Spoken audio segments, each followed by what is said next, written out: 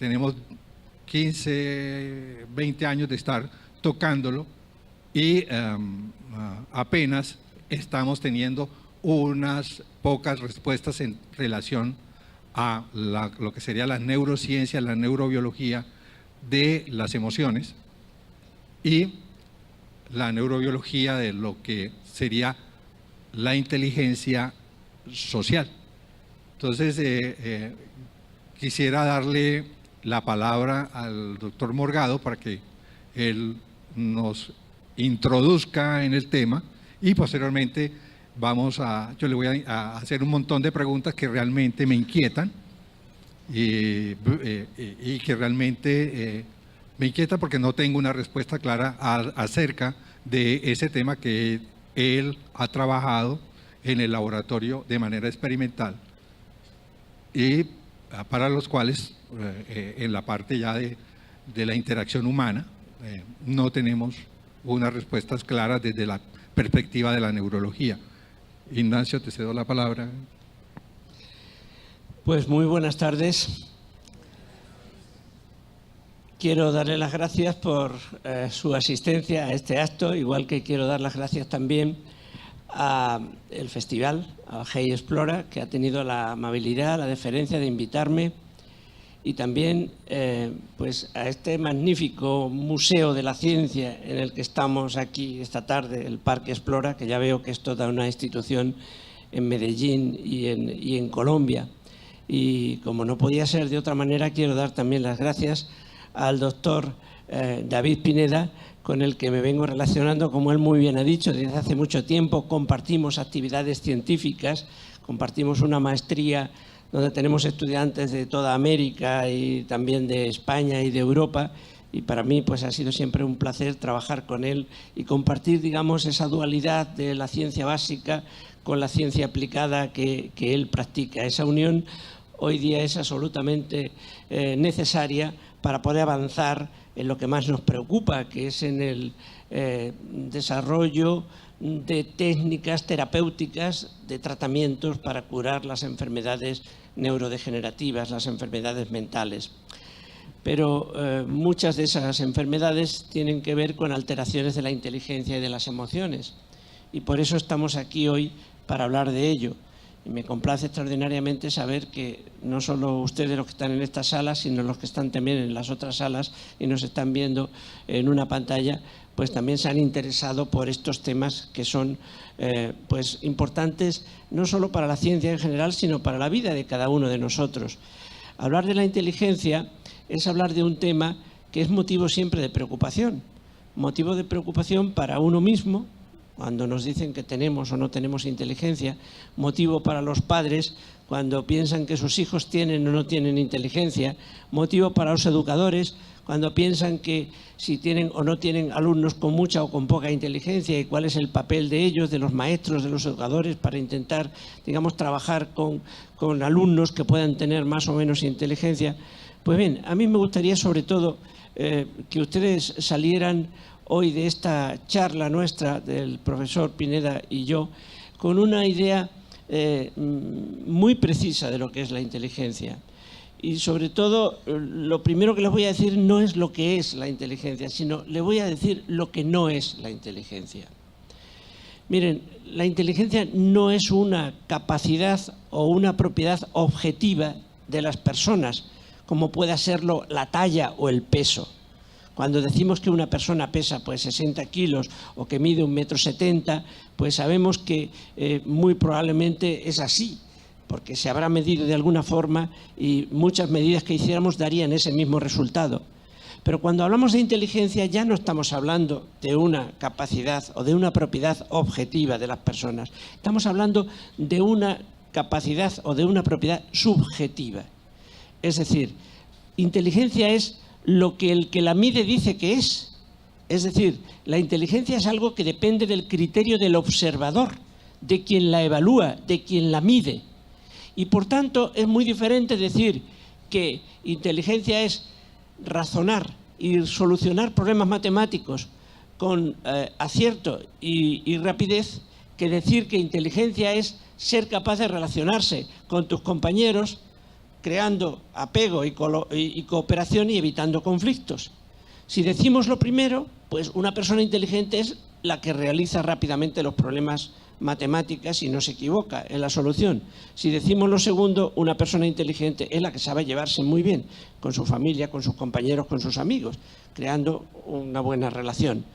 Si decimos que ser inteligente es tener capacidad para componer música, pues aquel que compone música muy bien es muy inteligente, y el que no sabe distinguir una nota musical de otra, pues sería una persona muy poco inteligente. Entonces, eso es muy importante, porque es lo que nos lleva a identificar diferentes tipos de inteligencia y a darnos cuenta de que aunque algunas personas, nosotros mismos, nuestros amigos, nuestros hermanos, nuestros hijos, nuestros padres, pues no tengan unos tipos de inteligencia, pueden tener otras capacidades inteligentes diferentes, y eso significa que cada uno de nosotros va a utilizar las que tenga en su vida, y por muchos caminos de la inteligencia se puede llegar a tener bienestar, salud y beneficios de toda clase y éxito profesional, ¿no? O sea que no hay que preocuparse cuando a uno le dicen, pues tienes un coeficiente de inteligencia bajo. Bueno, pues ¿de qué tipo de inteligencia? Porque a lo mejor hay otro tipo de inteligencia en el que tendría un coeficiente más alto.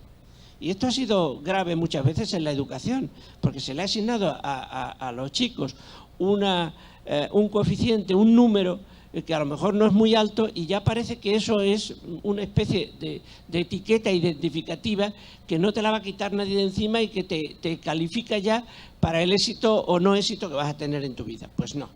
Inteligencia son muchas cosas, es muy variada, hay muchos tipos, y depende de cómo la evaluemos, cada uno de nosotros va a tener o no va a tener mucha o poca inteligencia. Ignacio, yo conozco tu interés investigativo por la filogenia y por la historia. Son dos cosas que conozco que te apasionan. Entonces, en esa perspectiva, yo quisiera que nos comentaras algo alrededor de dónde se puede hablar, de qué momento se puede comenzar a hablar de que algunas especies son inteligentes en la escala filogenética.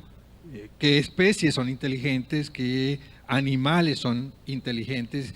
¿Y cómo diferenciar la inteligencia de un simple comportamiento adaptativo? ¿O es que el comportamiento adaptativo es inteligencia o es una cualidad diferente? Hay una definición de inteligencia de carácter muy general que nos permite reconocer como inteligentes a muchos seres vivos. Esa definición dice que inteligente es todo aquel ser vivo que es capaz de modificar su comportamiento para adaptarse a los cambios ambientales, a las circunstancias ambientales.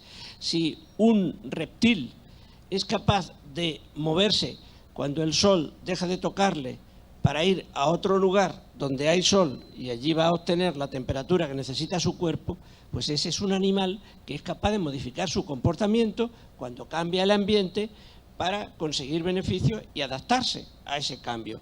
En ese sentido, podemos decir que los reptiles, un lagarto, por ejemplo, pues es un animal inteligente. Con una definición de ese tipo tan genérica, cualquier animal, cualquier ser vivo que produzca modificaciones en su conducta para sentirse mejor, para conseguir algún propósito, tiene inteligencia. Pero está claro que en el mundo, digamos, de las personas, cuando hablamos de inteligencia nos estamos refiriendo sobre todo a capacidad de razonar muy rápidamente, de solucionar problemas mentales, de ser capaz de salir de situaciones comprometidas. Pero dentro de esa definición vuelvo otra vez a insistir en que hay muchas acepciones, y eso es lo que ha hecho que haya diferentes especialistas que nos hablan de diferentes tipos de inteligencia. Uno de los especialistas más conocidos es Howard Gardner, con sus 7 u 8 formas diferentes de inteligencia, ¿no? Eso ha gustado mucho en nuestra sociedad, porque la gente ha empezado a comprender que la inteligencia es algo que puede ser muy diferente en unas y otras personas, y que quien tiene mucho de una puede tener poco de otra, o al revés. Y eso ha tranquilizado a muchos padres y a muchos alumnos que antes se sentían mal cuando pensaban que solamente hay un tipo de inteligencia y si tú no la tienes, pues ya va a ser una persona con frustraciones y con poca capacidad para triunfar socialmente, ¿no? Pues bien, como hay diferentes tipos, ahora me acabarás de comentar lo que quieras, yo quiero insistir precisamente en ello para quedar claro que las formas de inteligencia a que nos refiramos en cada momento tienen que aclararse para saber de qué estamos hablando. Disociación entre lo que es inteligencia y lo que es aprendizaje. O sea, y afirman que aprendizaje es eso de modificar el comportamiento para adaptarse al ambiente.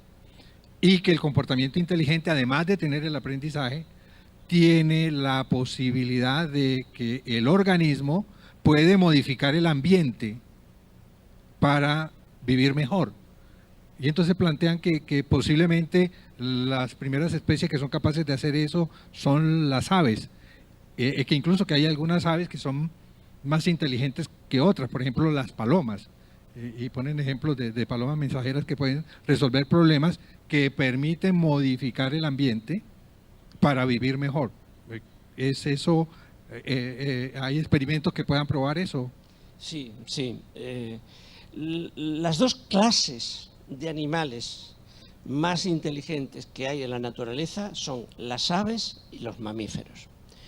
Porque tienen dos cosas muy importantes para ser inteligente, y ahora aquí ya podemos decir cualquier tipo de inteligencia.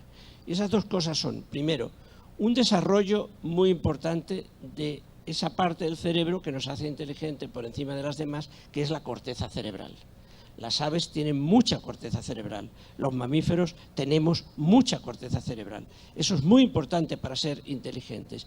Cualesquiera otras especies inferiores a las aves o a los mamíferos tienen menos corteza cerebral y son capaces de resolver menos situaciones conflictivas que aves o mamíferos.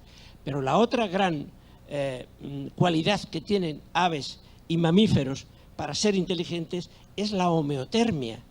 Somos especies, las aves y los mamíferos, que mantenemos nuestra sangre y nuestra temperatura corporal caliente 24 horas al día, 365 días al año, es decir, permanentemente. ¿Y eso por qué es importante?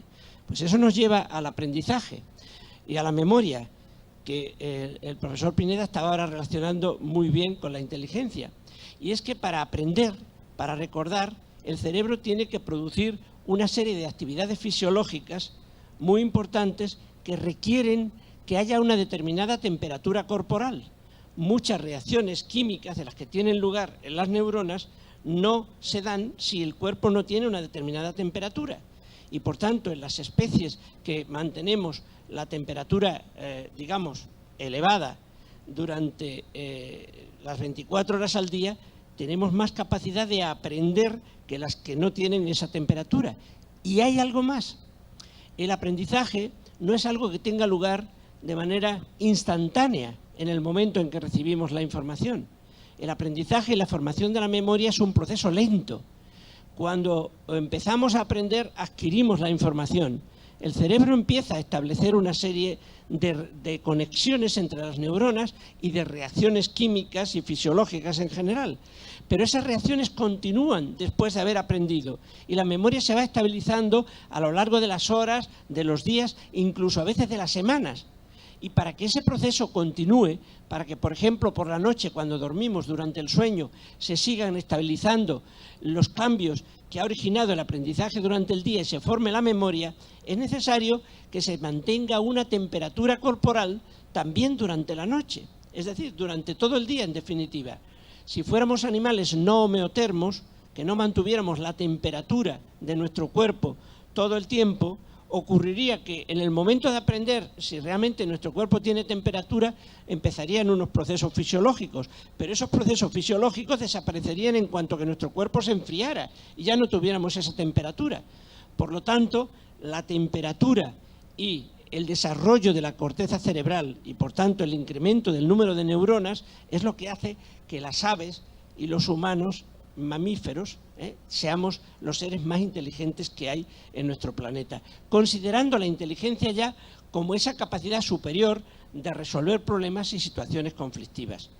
Y precisamente hablando de aves, yo quiero hablarles del ave quizás más inteligente que hay. Son todas las especies de córvidos.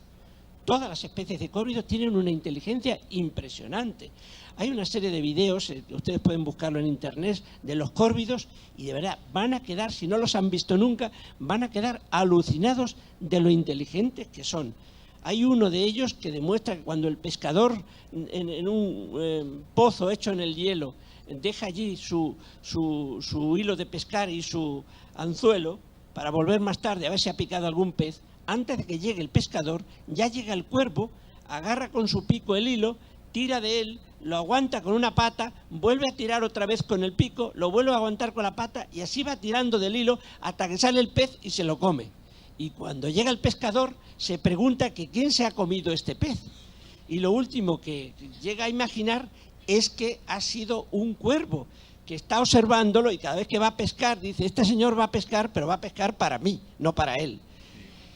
Pero fíjense, y con esto ya le paso nuevamente la palabra a mi compañero, el doctor Pineda, el vídeo de córvidos que a mí más me sorprende, y eso ya díganme ustedes de qué tipo de inteligencia estamos hablando, es uno que ustedes encontrarán en internet, que es un córvido que agarra en un tejado nevado, después de haber nevado, agarra el platillo, la tapa de una cerveza, se monta encima de él y esquía hacia abajo. Y cuando llega abajo, véanlo en internet, no les estoy mintiendo, cuando llega abajo agarra con el pico, no tiene forfeit, pero agarra con el pico el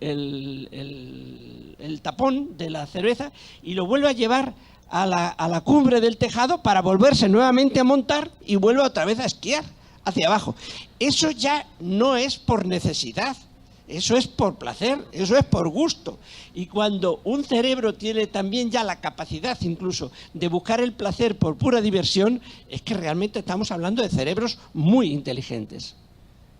Bueno, entonces, entrando ya a la otra parte del problema que nos pusieron hoy,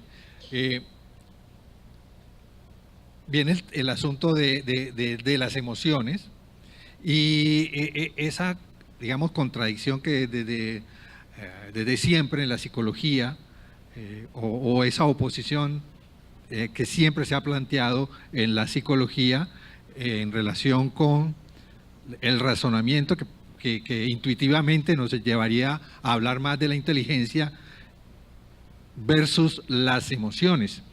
Es real esta contradicción entre emoción e inteligencia o emoción y razón, que incluso en los diálogos platónicos socráticos está planteado como uno de las contradicciones y de las preguntas cruciales. ¿Es la razón opuesta a la pasión, entendida la pasión como emoción, o cómo es, o cómo se ve desde la perspectiva de las neurociencias hoy en día esa relación entre emoción y razón, o emoción e inteligencia, y por ahí derecho, memoria y aprendizaje? Pues sí, y creo además que las pruebas principales de la relación entre emoción y razón la tienen precisamente ustedes, los neurólogos, porque ustedes han podido comprobar en la clínica, con personas, por supuesto, que cuando una persona tiene alterado su cerebro racional por alguna enfermedad, por algún daño, por un accidente, sus emociones no funcionan bien. No son personas que tengan emociones normales. Se pueden excitar mucho más de lo normal emocionalmente o pueden ser insensibles a ciertas circunstancias que en toda persona normal pues producen emotividad, sentimientos.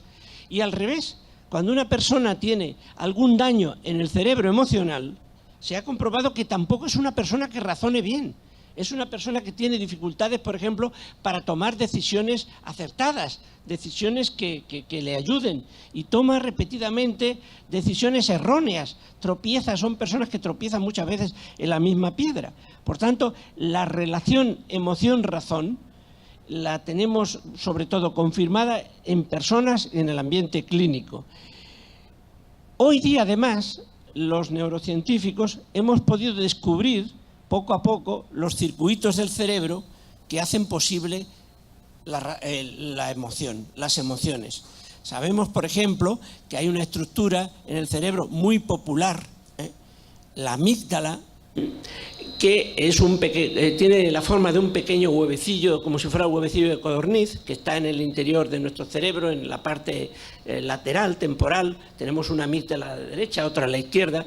En realidad no es un huevecillo, por supuesto, son millones de neuronas que están ahí para procesar nuestras emociones y nuestros sentimientos. Y tengan cuidado, no confundan esta amígdala nunca con la amígdala de aquí del cuello, de las anginas, porque miren, les voy a contar una anécdota que ocurrió en Barcelona en una ocasión. Vino un científico con el que yo he trabajado en California, que ha sido mi anfitrión allí, Ralph Adol, a explicar las emociones a Cataluña, y fue a una provincia de Cataluña, la provincia de Lérida, dio allí una conferencia para el gran público y dijo que la amígdala era una cosa muy importante para las emociones y que quien no tenía amígdala, como ocurre en algunas personas que nacen sin una amígdala desarrollada, son gentes muy pobres emocionalmente.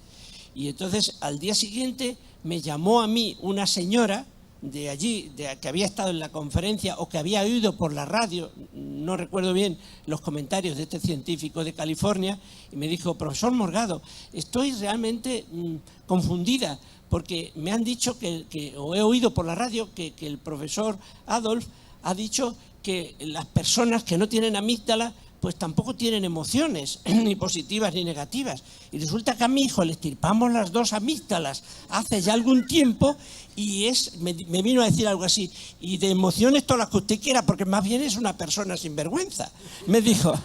Entonces, claro, estaba pobremente confundida. Por tanto, tengan en cuenta que esa terminología la usamos tanto para las amígdalas del cuello, ¿no?, como por las amígdalas del cerebro. Pero, en fin, conocemos muy bien los mecanismos cerebrales de las emociones y cómo se relacionan esos mecanismos con el resto del cuerpo, porque cuando estamos emocionados, por ejemplo, cuando tenemos miedo, temblamos, ¿no?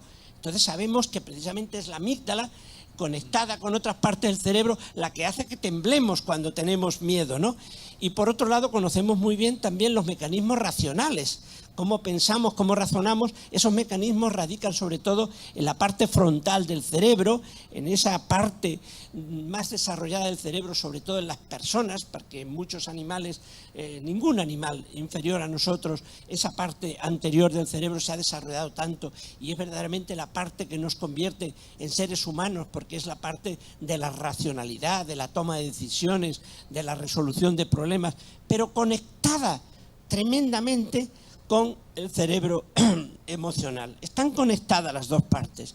Y claro, la pregunta que nos hemos hecho siempre los científicos en el laboratorio, y que ellos después son los que lo comprueban en la clínica, es: ¿qué ocurriría si una persona tuviera un accidente que hace que se rompan las conexiones en el cerebro entre la parte emocional y la parte racional? De tal manera que ya nuestros razonamientos no pudieran influir en nuestras emociones, ni nuestras emociones pudieran influir en nuestros razonamientos, porque la lesión, el daño cerebral, queda aislada, esas dos partes del cerebro. ¿En qué nos convertiríamos entonces? ¿En seres racionales o en seres emocionales? Claro, la verdad es que nosotros los científicos de laboratorio no hemos encontrado ninguna persona que se prestara a este experimento, que le pudiéramos, digamos, romper el cerebro por el medio entre lo racional y lo emocional, pero las circunstancias de la vida nos proporcionaron este experimento de forma fortuita hace bastante tiempo, en 1880 y algo, no recuerdo bien. Sí, cuando un Phineas Gage, un famoso trabajador capataz de obras de la construcción de un ferrocarril en Nueva Inglaterra, Estados Unidos, pues sufrió un accidente pues inesperado, por supuesto, que hizo que una barra de hierro con el que compactaban la pólvora en el interior de las rocas que volaban para dejar el paso libre a las vías, pues deflagró la pólvora inesperadamente y la barra de hierro salió disparada de la roca como si fuera una lanza, le perforó la cabeza, le entró por la parte inferior a los ojos y le salió por la parte frontal del cerebro. Y hoy día los neurólogos han podido comprobar que eso equivalió totalmente a interrumpir la comunicación entre el cerebro racional y el cerebro emocional. ¿Y qué ocurrió? Pues ocurrió que esa persona que sobrevivió a ese accidente no murió, pero sin embargo era otra persona, completamente diferente.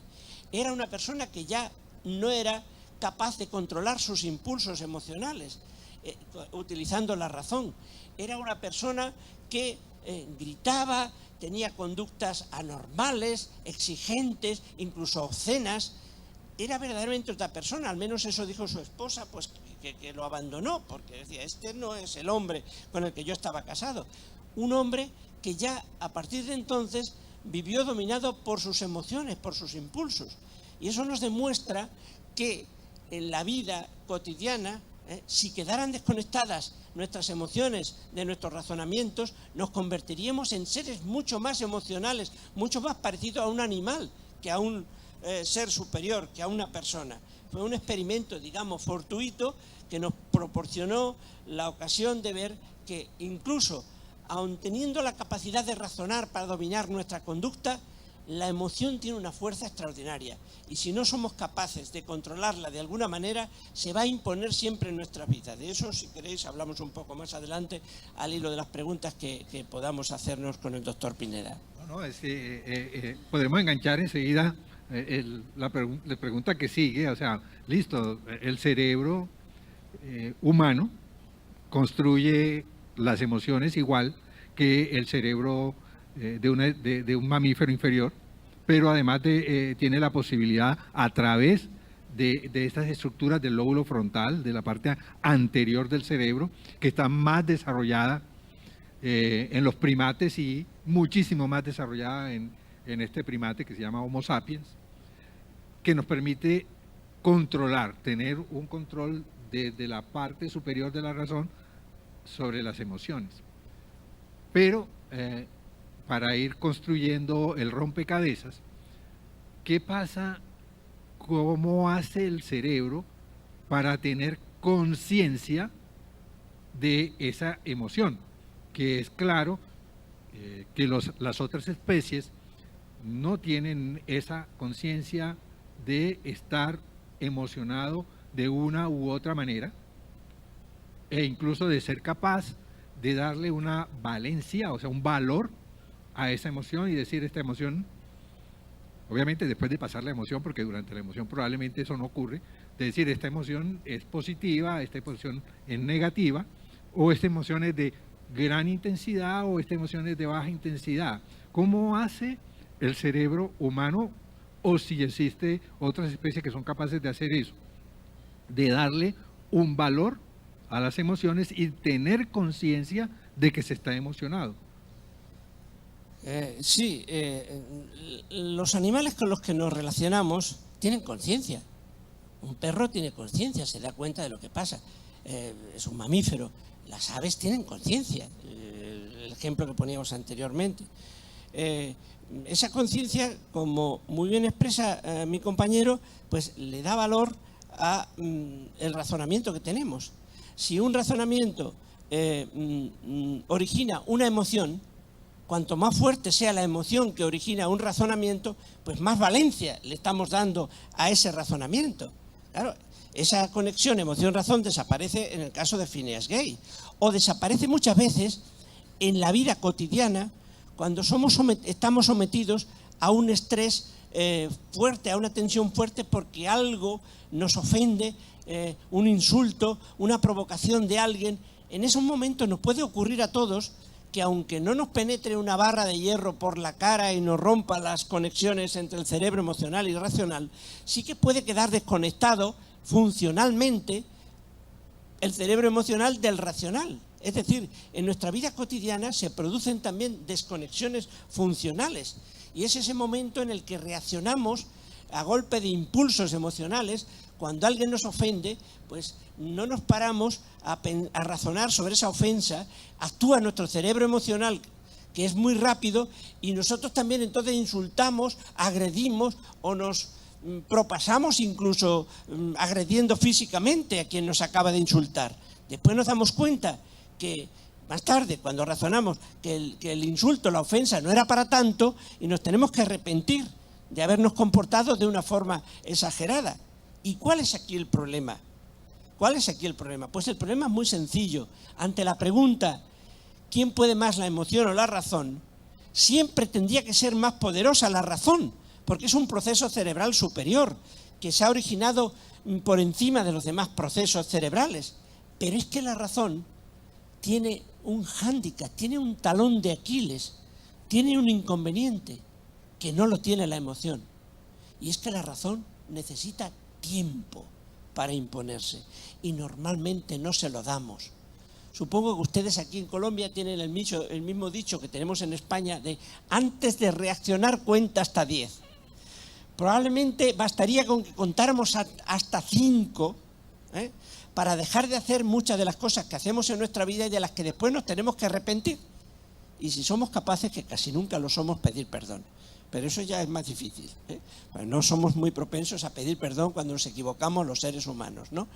Pero ese es el drama, ese es el problema, que la mayor parte de las veces en nuestra vida no le damos tiempo a la razón, actuamos a golpe de impulso tal como nos incita la situación a hacerlo, porque la emoción precisamente tiene valor, porque está preparada para funcionar muy rápidamente, sin necesidad de razonar sobre la circunstancia que nos emociona, como un impulso, como un reflejo automático y rápido. Y eso ha sido muy útil en el pasado evolutivo, como me decía el profesor Pineda de mis intereses por la evolución, porque la emoción ha servido sobre todo para que los seres que nos han precedido en la evolución hayan reaccionado muchas veces evitando peligros, y gracias a haber evitado esos peligros por reaccionar rápidamente y con fuerza, pues han sobrevivido, han tenido descendencia, ha progresado la evolución y hemos llegado hasta nosotros, hasta los seres superiores, hasta el Homo sapiens sapiens.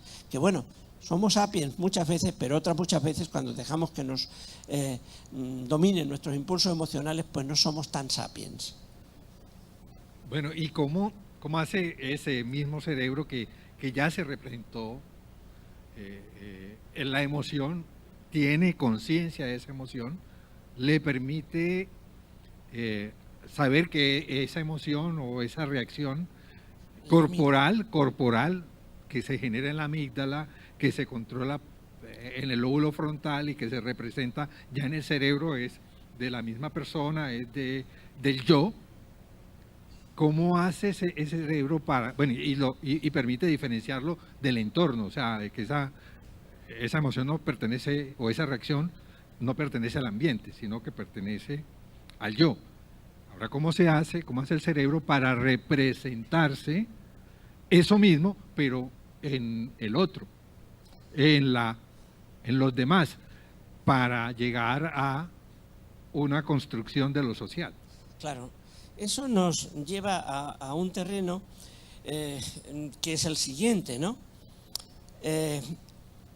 Cuando nosotros tratamos de controlar una emoción porque nos damos cuenta de que nos está llevando por mal camino, eso, claro, lo debemos de hacer utilizando, como muy bien dice, el lóbulo frontal, la razón.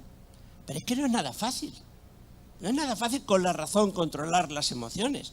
Por ejemplo, si uno está triste, ¿qué más quisiéramos que poder decir, no quiero estar triste?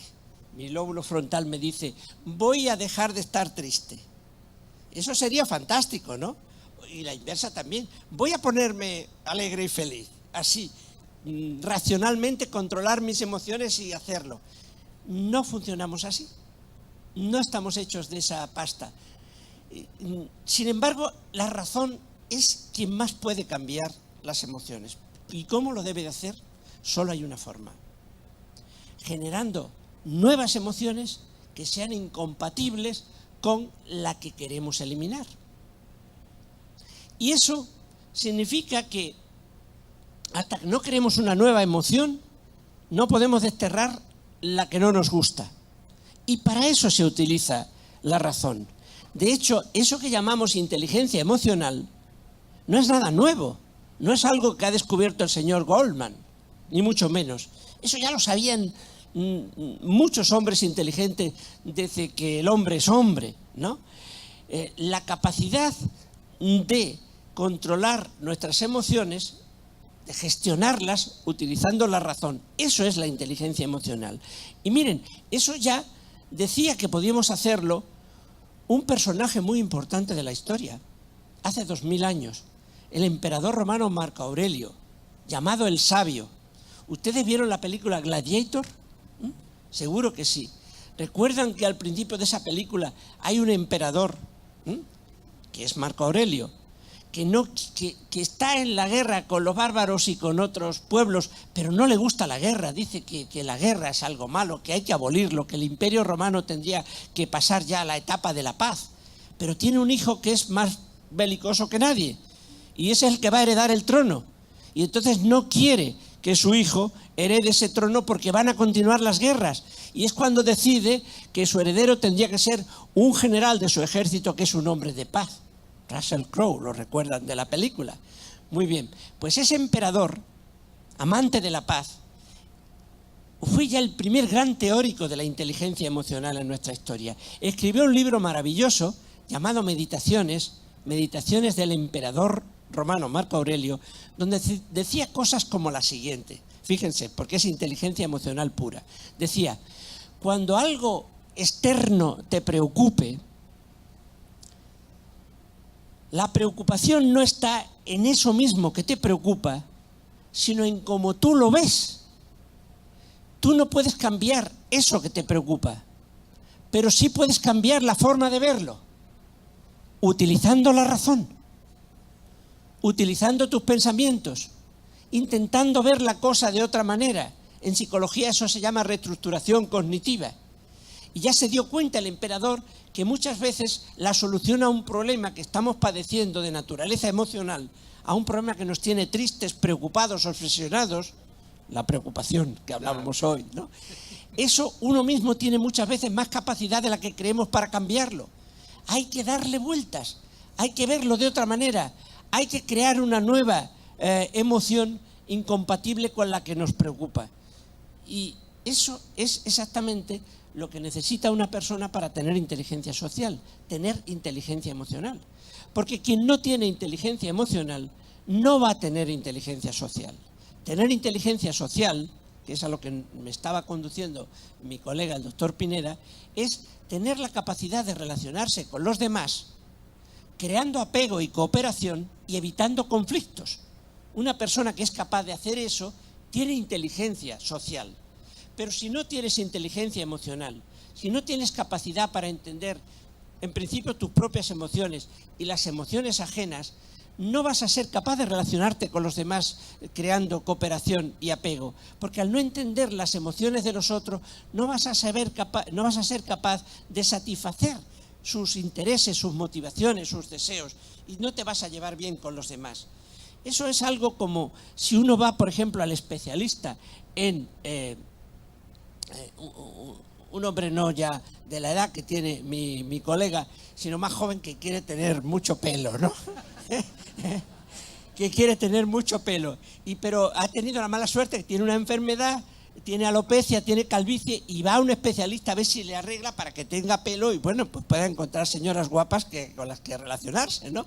Y llega al especialista y lo primero que ve es que el especialista es un señor totalmente calvo.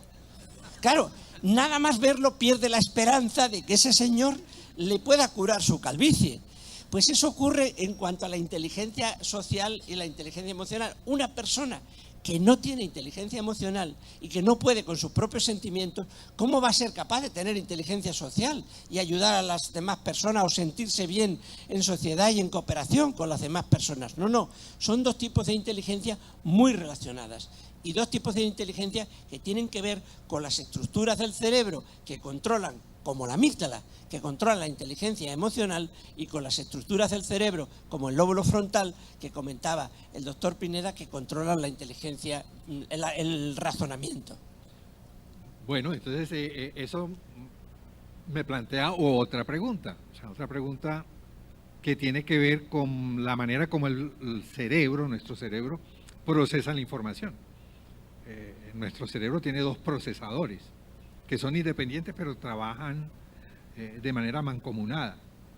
Uno es el procesador del hemisferio derecho, que es un procesador en paralelo, holístico, simultáneo, y el otro es el procesador del hemisferio izquierdo, que es secuencial, que tiene relación con la función más secuencial de la mente, que es el lenguaje.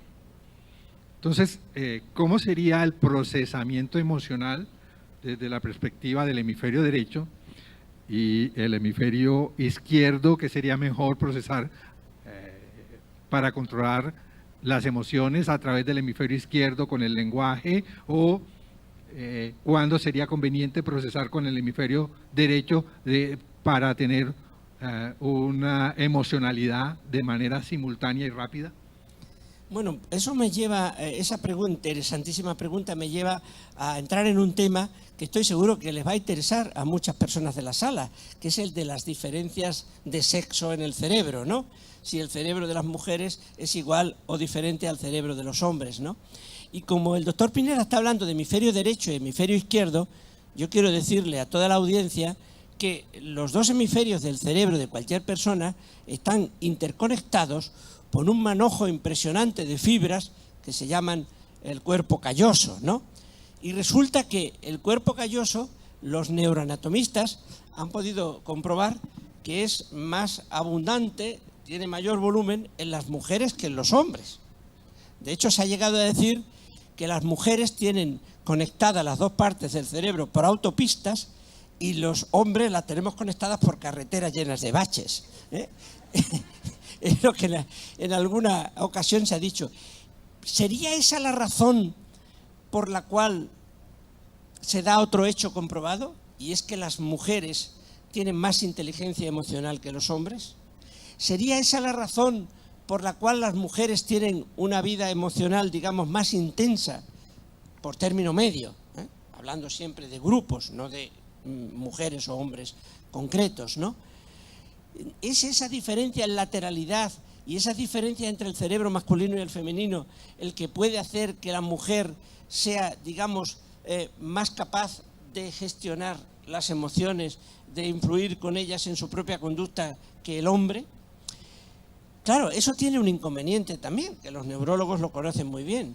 El que la mujer en general sea un ser más sensible emocionalmente también significa que las enfermedades propias de las emociones, de las alteraciones emocionales del cerebro, pues son más abundantes y frecuentes en las mujeres que en los hombres. Esa es la contrapartida, ¿no? Pero ciertamente se ha dicho que el cerebro derecho más holístico es el más relacionado en general con las emociones. Pero en una persona normal, que no tiene daño cerebral, los dos cerebros, las dos mitades, derecho e izquierdo, trabajan acopladamente. Si la mujer tiene mejor interconexión entre cerebro derecho y cerebro izquierdo, pues quizás le resulta más fácil llevar sus valencias emocionales hacia el cerebro analítico, secuencial, lineal, que el hombre, ¿no? Y ahí podían haber, en fin, estoy yendo muy lejos ahora en haciendo una interpretación científica de las diferencias emocionales entre hombres y mujeres, pero es que, claro, me ha incitado a ello el doctor Pineda cuando me pide que hable de cómo las emociones en el hemisferio derecho se relacionan con el hemisferio izquierdo, mucho más procesador lingüístico, mucho más analítico. Lo que podemos decir es que en un cerebro normal es el cerebro emocional derecho, o más emocional que el izquierdo, el que lleva toda esa información al lenguaje. Pero es que la inversa también se da. El lenguaje también suscita emociones, porque el lenguaje es una forma de pensamiento interior, es una forma de racionalidad interior.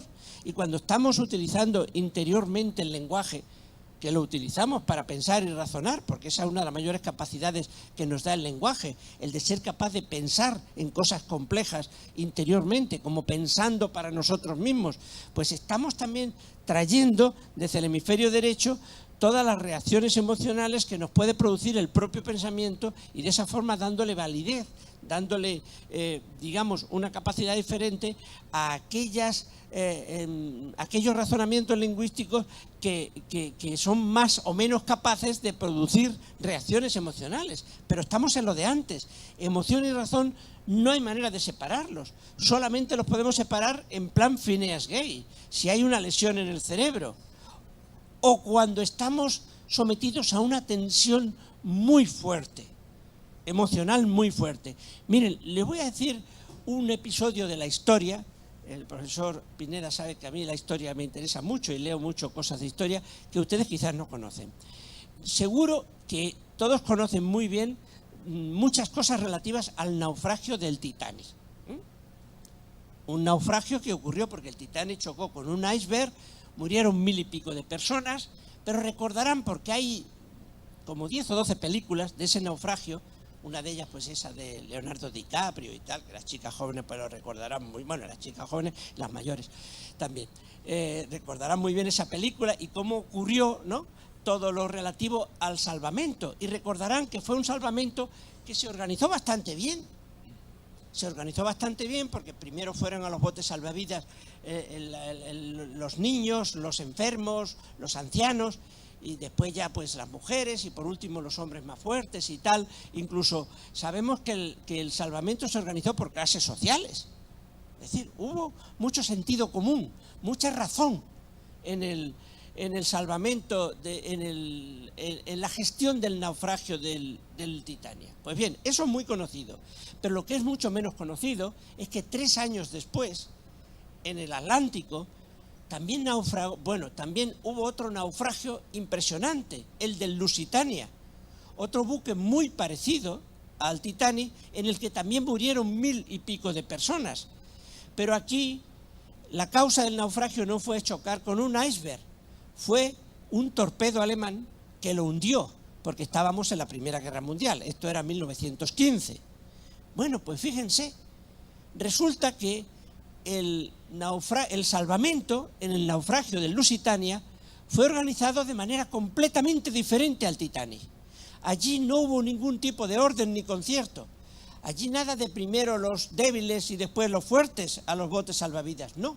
Allí todo fue un correr imparable de todo el mundo, sálvese quien pueda, el primero que llegue se salva y el que llegue más tarde no se salva, a los botes salvavidas. Y claro, los científicos del comportamiento se han preguntado por qué tan diferente comportamiento en uno y otro buque, en uno y otro naufragio. Y lo han estudiado. Hay un trabajo científico muy bonito que lo estudia para ver si se encuentran las causas de que la gente se hubiera comportado de manera tan diferente en un lugar que en otro, en un naufragio que en otro. Y han dicho, bueno, ¿sería que el Titanic era un barco técnicamente superior al Lusitania y permitía, por tanto, organizar el salvamento mucho mejor que el Lusitania? La respuesta es no, porque eran 2 barcos de la misma época, construidos casi que al mismo tiempo, con la misma tecnología, y hasta incluso el Lusitania podía ser un poco mejor en algunos aspectos que el Titanic. La otra respuesta que han dado algunos científicos es, bueno, a lo mejor el pasaje del Lusitania era de una clase social más culta, más elevada, con digamos mejor formación, y eso hizo que fueran más respetuosas las personas unas con otras a la hora de organizar el naufragio. Y quizá la gente del Lusitania pertenecían a una extracción social, digamos, de gente más pobre, menos culta, y por tanto también pues con menos disciplina, y eso es lo que hizo que se comportaran diferente. Pues no. También era una población, la del Lusitania, más o menos parecida en cuanto a clases sociales como la del Lusitania, como la del Titanic. Entonces, ¿por qué se comportaron de manera tan diferente las personas en un barco y en otro? ¿Saben cuál es la mejor explicación? Pues es sencillo, el tiempo. El Titanic se hundió en 2 horas y media, como se ve muy bien en cualquier película sobre el Titanic. el Lusitania se hundió en escasos 18 minutos. Cuando el peligro aprieta, en las personas que se ven sometidas a él, cuando te está subiendo rápidamente el agua por los pies, el cerebro emocional queda desconectado del racional, momentáneamente o durante un ratito, exactamente igual que lo de Phineas Gage, pero sin barra de hierro. Y en ese momento las personas no razonan, se dejan llevar por sus impulsos emocionales y por su instinto. Y el instinto entonces ahí solo es sálvese quien pueda, correr a los botes. La razón no funciona para decir aquí hay gente más débil que yo, que debería de ir antes que yo a los botes salvavidas. Está pasando continuamente en nuestra vida cuando nos somete a alguien a una tensión muy fuerte. Nuestra emoción queda desconectada momentáneamente de nuestra razón y nos comportamos de maneras de las que después, como he dicho hace un rato, nos arrepentimos. Bueno, eso me da pie para hacer la última pregunta porque se agotó el tiempo para pasar a las preguntas del público, que es lo que tiene que ver con esa representación de las emociones que se juegan en el colectivo social, lo que llamaríamos las emociones del contexto, que permiten construir emociones positivas, de las que ya tú has hablado, alguna de ellas, como la consideración, como el amor,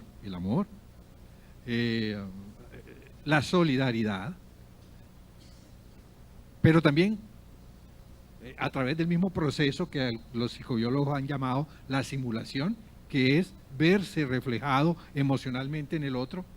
Algunas corrientes le llaman a esto empatía, o lo que diríamos vulgarmente ponerse en los zapatos del otro, pero también por esa misma simulación, esa simulación también puede llevar a que la persona saque ventaja de esa emoción que es capaz de leer en el otro y desplegar emociones negativas que llevan, por ejemplo, a la manipulación, al engaño, a la mentira, ¿ya? Y a generar emociones negativas en sí mismo, o sea, como el rencor, como la envidia, ¿ya? Y que son comportamientos francamente asociales. Es decir, cómo hace o qué cosas llevan a lo uno o al otro a comportamientos prosociales o comportamientos asociales y antisociales.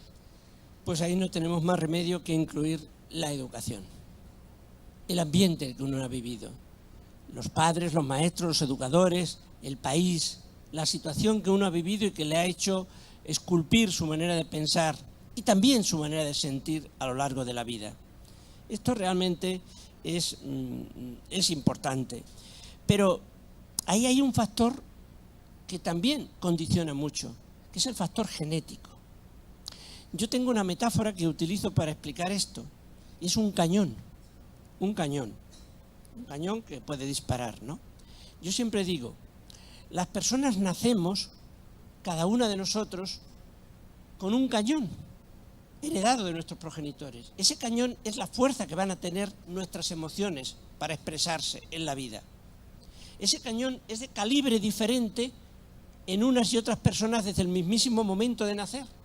Y eso lo vemos ya, los padres que hemos tenido varios hijos, ya hemos visto que desde muy pequeños son ya emocionalmente diferentes, reaccionan de manera diferente ante la misma situación que produce una emoción. Eso significa que las personas heredan una reactividad emocional diferente, un cañón diferente, y eso no lo podemos evitar, lo hemos heredado. Pero a lo largo de la vida, hacia dónde apunta ese cañón y cuándo dispara, eso lo determina la educación. Yo tengo también una metáfora que consiste en decir, nadie nace siendo Jack el Destripador o la Madre Teresa de Calcuta. Uno no nace siendo muy bueno o siendo muy malo. Pero yo creo que Jack el Destripador y la Madre Teresa de Calcuta tenían una cosa en común. Y es el calibre del cañón, la reactividad emocional. Fueron dos personas que nacieron con mucha intensidad emocional, con mucha necesidad de expresar sus emociones. Pero en un caso, la educación condujo esa expresión emocional, esa necesidad de expresarse emocionalmente hacia el mal, Jack el Destripador, y en el otro caso, la educación condujo esa fuerza emocional hacia el bien, la Madre Teresa de Calcuta. Así que el que seamos capaces de utilizar esa capacidad del cerebro humano de ponernos en el lugar del otro para engañarle o para ayudarle, creo que eso va a depender mucho en cada uno de nosotros de la educación que hayamos recibido. Y si me lo permiten decir de una forma más vulgar, de que en definitiva seamos cada uno de nosotros buenas o malas personas. Bueno, muchas gracias.